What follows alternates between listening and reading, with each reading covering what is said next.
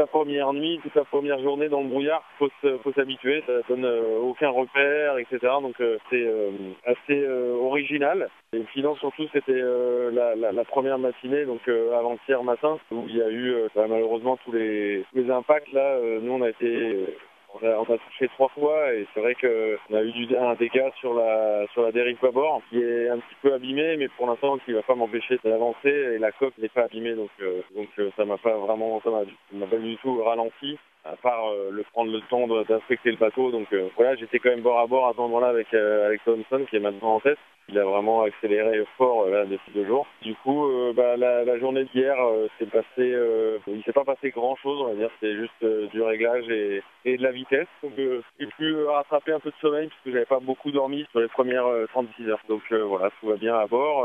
C'est vrai que ça pose des questions pour cette zone de baleine là, d'éventuellement mettre une zone un peu plus grande parce que vu les descriptions des impacts, ils sont tous à peu près similaires et c'est dommage parce que on avait une zone d'interdiction de navigation pour les baleines et puis on a quand même l'impression d'avoir dérangé sur notre route. Donc, je pense que la prochaine fois, il faudra étendre la zone ou peut-être faire un peu comme on fait avec les glaces. Il faudra faire de la prédiction et vérifier un peu s'il y a des moyens de vérifier où elles sont.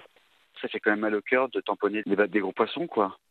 Moi, j'ai pas vu ce que c'était, mais j'imagine bien que ça devait être un poisson. Et c'est vrai que oui, ça fait mal au cœur parce qu'on n'est pas là pour ça. Et justement, là, on avait en plus une zone sur laquelle on nous avait dit vous n'avez pas le droit d'aller parce que c'est la zone d'habitat de baleines. Donc voilà, on est passé dans un endroit où elles étaient parce qu'elles elles sont pas cantonnées à 80 GPS. Elles ont tout l'océan chez elles. Donc voilà, donc ça fait un peu mal au cœur. En même temps, c'est vraiment a priori des espèces sauvegardées. Hein, donc voilà, c'est dommage que ce soit nous qui les un peu en plus de manière involontaire.